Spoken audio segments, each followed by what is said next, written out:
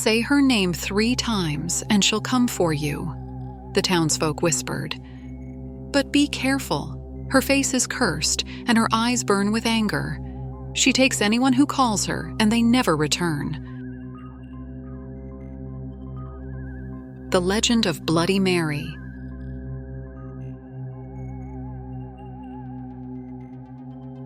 The story of Bloody Mary had been passed down for centuries, a dark legend as old as the mirrors themselves. Some said she was a witch who used dark magic, her beauty twisted by evil until her soul became cruel. Others claimed she was a victim, a mother who lost her child to an illness that could not be cured, and in her despair, she wandered endlessly through mirrors, searching for the little one she had lost. But all the tales agreed on one thing. Mary had died full of sadness and anger, and now she wandered through mirrors, waiting for someone foolish enough to say her name. Emma, Liam, and Sophie had all heard the tale of Bloody Mary. They'd grown up with it, hearing it every Halloween and daring each other to test it out. But this Halloween, something was different.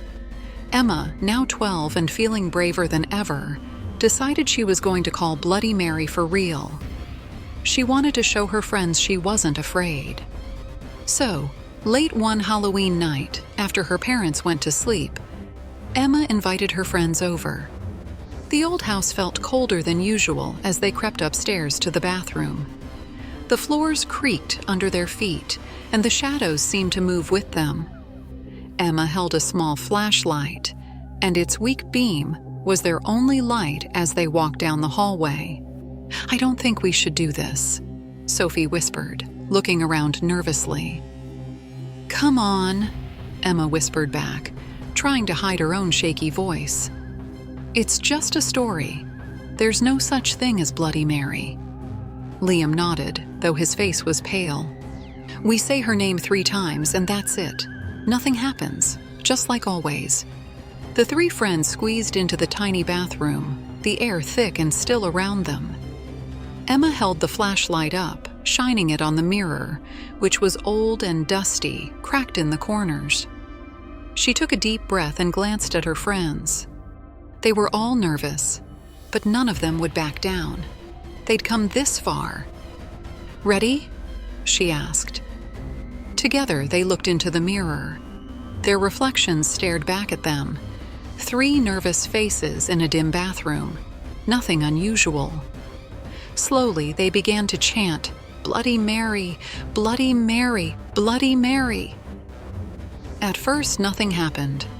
The mirror stayed empty, reflecting only their pale, expectant faces.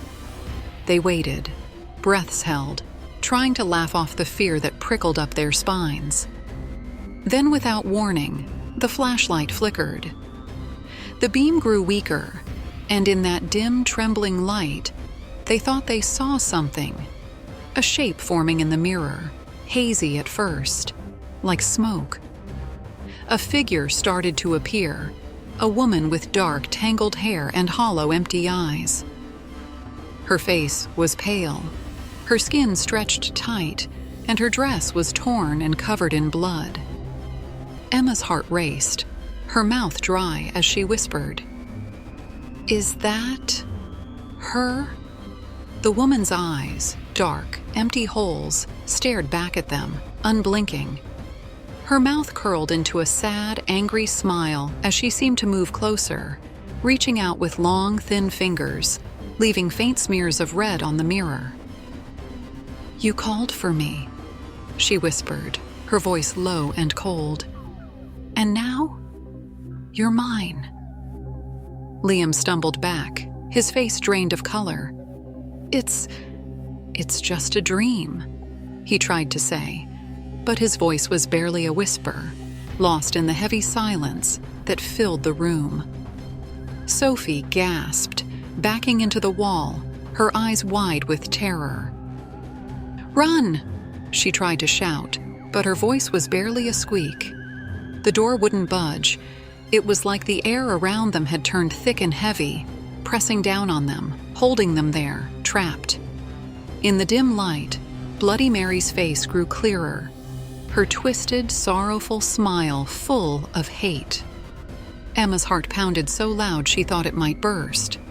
Her feet felt frozen to the floor, but she tore her gaze away and tried to pull the door open, desperate to escape. But Bloody Mary's soft, sorrowful voice filled the room, and it was as if every word froze them in place. "I searched for so long," she whispered. "You called me here. You called me back." The flashlight died completely, leaving them in darkness. In the pitch-black room, they could feel her presence getting closer, her icy breath on their necks, her fingers brushing against their skin. Emma felt cold hands on her shoulder, and she opened her mouth to scream, but no sound came out. And then, all at once, the room was silent. When Emma's parents woke up the next morning, they found the bathroom door open. The flashlight lay on the floor, its batteries drained, and the mirror was cracked with strange red streaks, as if someone had clawed at it. But of Emma, Liam, and Sophie, there was no trace. To this day, people say that if you go to that bathroom on a dark night, you might still hear their whispers, soft and faint, trapped in the mirror. And if you dare to say Bloody Mary 3 times, you might see her face, angry, twisted, and waiting to take you away, just like she took them. Since that night, no one in town dared to say Bloody Mary even once, let alone 3 times. The story of Emma, Liam, and Sophie spread fast, growing darker each time it was told. People whispered that Bloody Mary wasn't just a ghost looking for revenge. She was a restless soul, hungry to drag anyone she could into her twisted mirror world. And for those who did get trapped in that shadowy realm, she would twist and distort their faces, freezing them in endless silent screams, faces pressed against the cold glass of her world.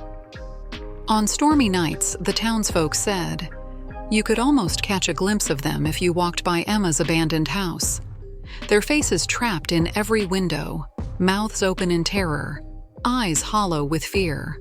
Some say that if you looked closely, you might see pale fingers pressing against the glass, scratching and clawing, trapped inside, desperate to escape. The legend warns, if you dare to stand in front of a mirror at night and say Bloody Mary 3 times, she will appear behind you. Cold fingers will grip your shoulders, her breath icy on your neck as she whispers, "You called for me." And so, to this day, few are brave enough to look into a dark mirror, and none dare say her name.